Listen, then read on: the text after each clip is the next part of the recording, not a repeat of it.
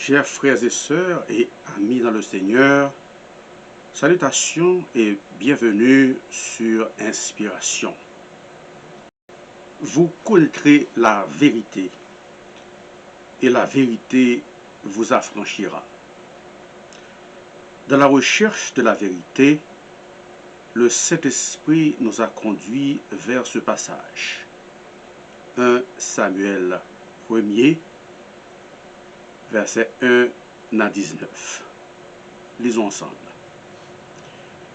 Il y avait un homme de Ramathaïm, nommé Sophim, de la montagne d'Éphraïm, nommé Elkana, fils de Jotam, fils d'Elihu, fils de Tohu, fils de Sus, Éphratien. Il avait deux femmes, dont l'une s'appelait Anne et l'autre Pénina. Pénina avait des enfants, mais Anne n'en avait point. Chaque année, cet homme montait de sa ville à Silo pour se présenter devant l'Éternel des armées et pour l'offrir des sacrifices. Là se trouvaient les deux fils d'Élie, Ophni et Phiné, sacrificateurs de l'Éternel. Le jour où Elkana offrait son sacrifice, il donnait des portions à Pénina, sa femme, et à tous les fils et toutes les filles qu'il avait d'elle. Mais il donnait à Anne une portion double, car il l'aimait, Anne que l'Éternel avait rendue stérile. Sa rivale lui prodiguait des mortifications pour la porter à s'irriter de ce que l'Éternel l'avait rendue stérile. Et toutes les années, il était ainsi. Chaque fois qu'Anne montait à la maison de l'Éternel, Pénina la mortifiait de la même manière. Alors elle pleurait et ne mangeait point. Elkana, son mari, lui disait: « Anne, pourquoi pleures-tu et ne manges-tu pas? Pourquoi ton cœur est-il attristé? Est-ce que je ne vaux pas pour toi mieux que 10 fils? » Anne se leva après qu'on eut mangé et bu à Silo. Le sacrificateur Élie était assis sur un siège près de l'un des poteaux du temple de l'Éternel. Et l'amertume dans l'âme, elle pria à l'Éternel et versa des pleurs. Elle fit un vœu en disant: « Éternel des armées, si tu daignes regarder l'affliction de ta servante, et si tu te souviens de moi et n'oublie point ta servante, et si tu donnes à ta servante un enfant mâle, je le consacrerai à l'Éternel pour tous les jours de sa vie, et le rasoir ne passera point sur sa tête. » Comme elle restait longtemps en prière devant l'Éternel, Élie observa sa bouche. Anne parlait dans son cœur et ne faisait que remuer les lèvres, mais on n'entendait point sa voix. Élie pensa qu'elle était ivre et lui disait: « Jusque à quand tu resteras dans l'ivresse? Fais passer ton vin. » Anne répondit: « Non, mon Seigneur. Je suis une femme qui souffre en son cœur, et je n'ai bu ni vin, ni boisson enivrante, Mais je répondais mon âme devant l'Éternel. Ne prends pas ta servante pour une femme pervertie, car c'est l'excès de ma douleur et de mon chagrin qui m'a fait parler jusqu'à présent. Élie reprit la parole et dit, vas en paix, et que le Seigneur, le Dieu d'Israël, exauce la prière que tu lui as adressée. Elle dit, que ta servante trouve grâce à tes yeux. Et cette femme s'en alla. Elle mangea, et son visage ne fut plus le même.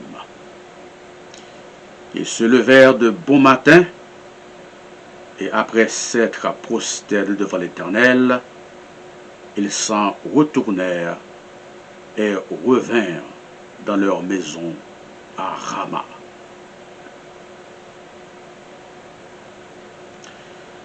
Notre sujet pour aujourd'hui est les préparatifs d'une mère pour le ministère de son fils. Jusqu'avant d'entrer dans le message, chantons le cantique « Mon cœur te cherche au point du jour ».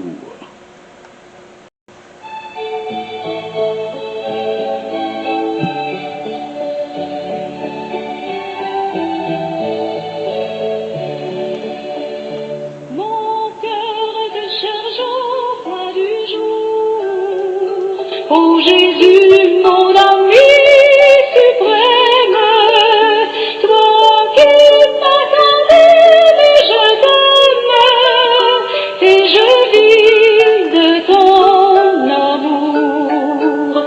Mon âme est attachée à toi, et tu fais d'un demeure en moi. Je sens ton cœur battre en mon cœur, et ta présence est mon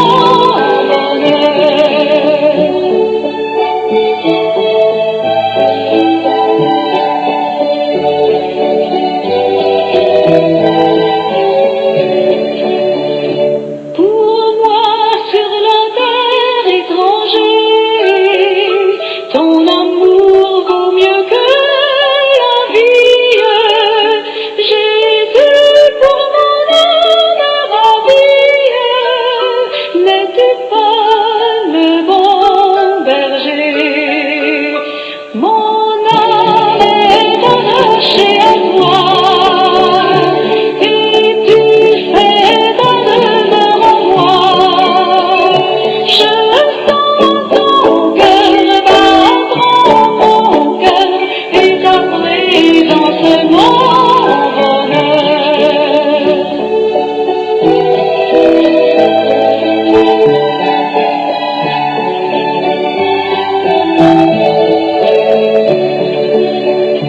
devant ton merveilleux amour, en t'adorant mon âme heureuse, triomphe et célèbre joyeuse tes bontés de chaque jour. Mon âme est attachée à toi, et tu fais ta demeure en moi. Je sens ton cœur battre en mon cœur, et ta présence est mon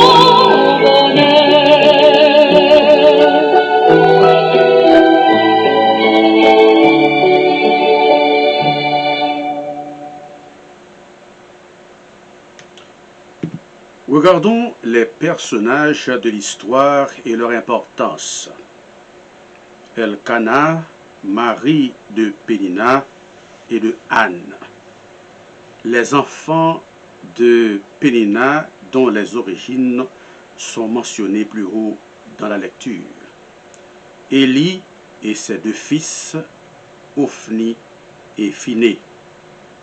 Élie, souverain sacrificateur, Ophni et Phiné, sacrificateur. Vue biblique sur un homme à deux femmes. La Bible souligne plusieurs reprises qu'un homme a deux femmes, c'est un homme à problème.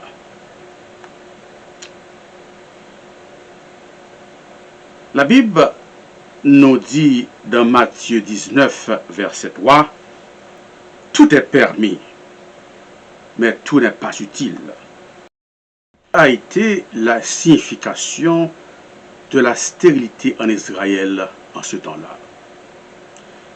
Stérilité vient du grec stéiros, signifiant dur, ferme, et argos, paresseux, inactif, infructueux. Stérilité était considérée comme une disgrâce, d'après Genèse 16, verset 2. Et Sarah dit à Abraham, « Tu vois, l'Éternel m'a empêché d'avoir des enfants. Va, je te prie, vers ma servante. Peut-être me bâtirai-je une maison par elle. » En ce temps-là, on se mariait non seulement pour compagnon, pour plaisir, mais surtout pour procréer. C'est aussi une punition divine. En Israël, l'une des raisons de la honte attachée à la stérilité était l'attente du Messie. Chaque femme espérait donner le jour au libérateur du peuple Israël. Regardons l'intensification des persécutions de Pénina. Elle mortifiait Anne à la maison, sur la route allant au temple, dans le temple, à la salle de réception du temple, etc. Pénina avait l'apparence de piété, mais c'était une démoniaque portant une Bible, fille du diable sous la voile.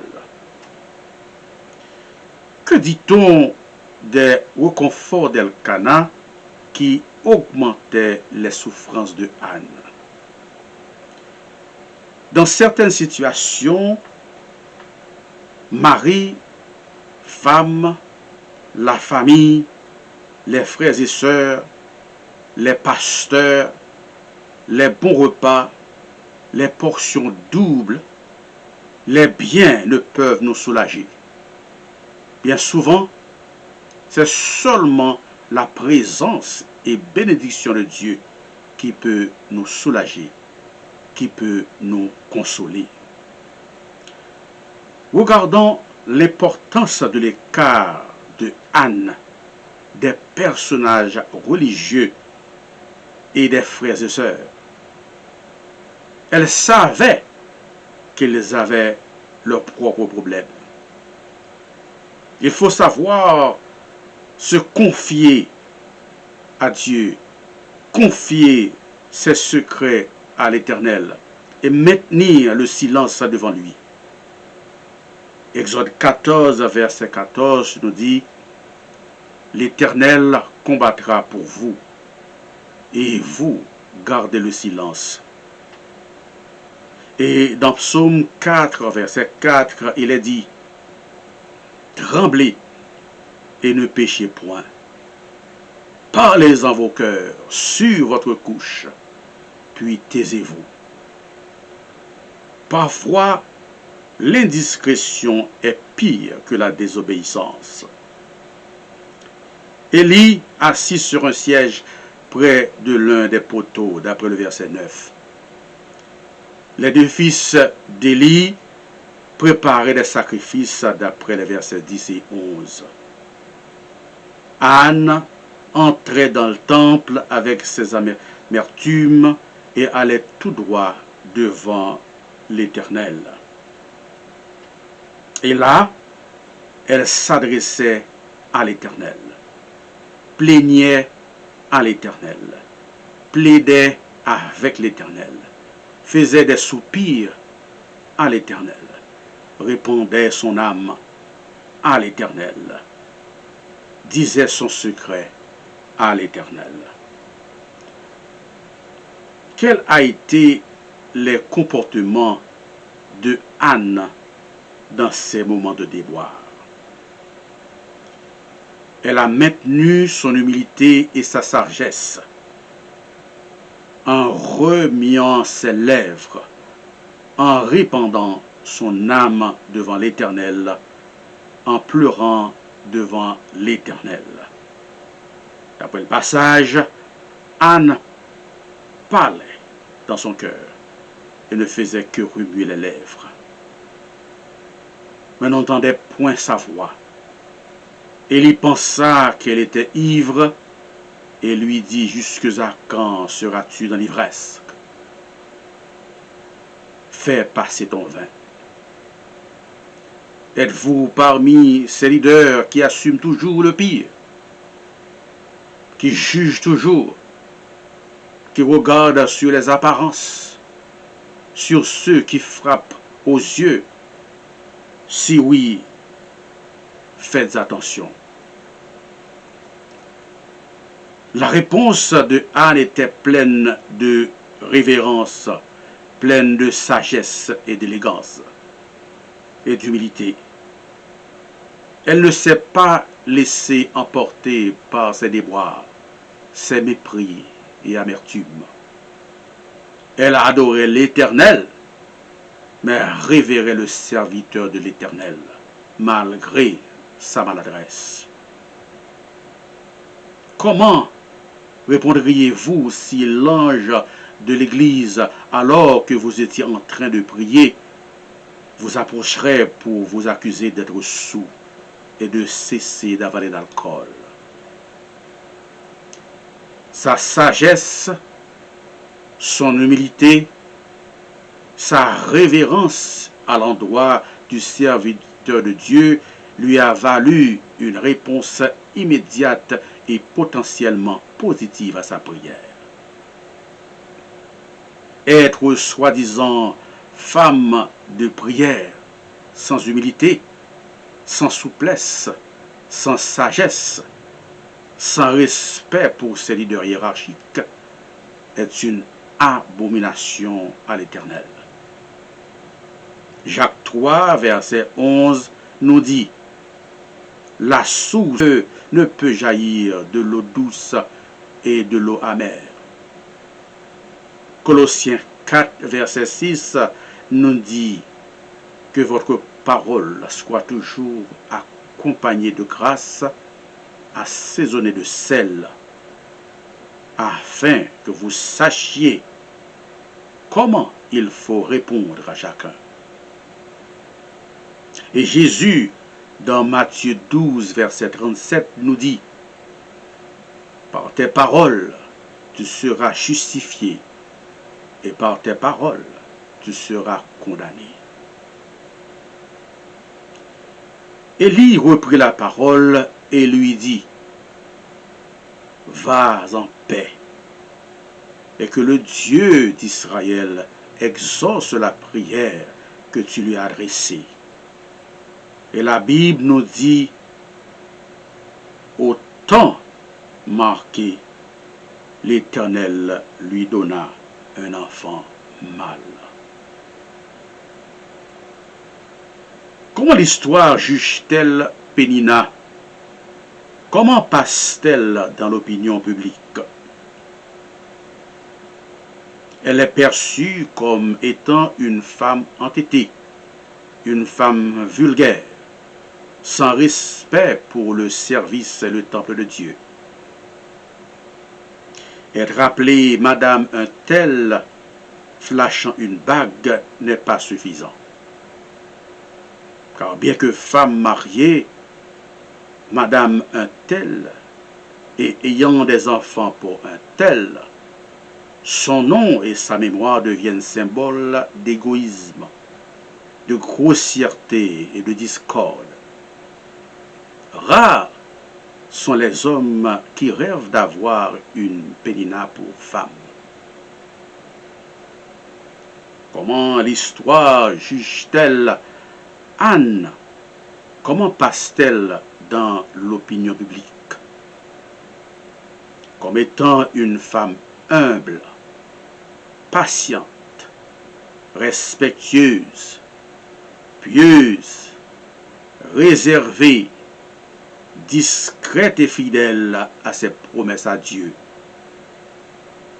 Une femme qui a consacré son Fils unique à l'Éternel, ayant la ferme assurance qu'en l'offrant les prémices de ses entrailles, Dieu lui abonderait d'autres enfants et d'autres biens.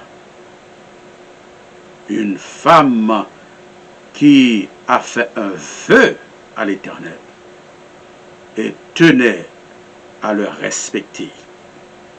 Une femme dont l'enfant a été élevé en dignité à cause de sa patience, ses prières et le respect de son vœu à l'Éternel. Réfléchissez à ces questions. Avez-vous prié pour vos enfants? Avez-vous fait des vœux à l'Éternel? Vos prières ont-elles été exaucées? Avez-vous respecté vos vœux? Quelles ont été les positions politico-religieuses de Samuel? Il fut le premier grand prophète postérieur à Moïse, le dernier des juges à la tête du temple de Dieu. Il savait converser avec l'Éternel comme deux hommes. Avant sa mort, il oignit Saül et David comme rois d'Israël. Quels ont été vos choix pour vos enfants? Peut-être que vous leur avez parlé de beaucoup de professions, excepté une profession sacerdotale. Beaucoup d'autres professions sont aussi bonnes, car il n'existe pas de sot métier. Beaucoup d'entre elles sont honorables et respectables. Mais une profession qui vous met tout près de Dieu, c'est la profession la plus noble. Et Samuel a pu devenir prophète grâce aux efforts et persévérances de sa mère.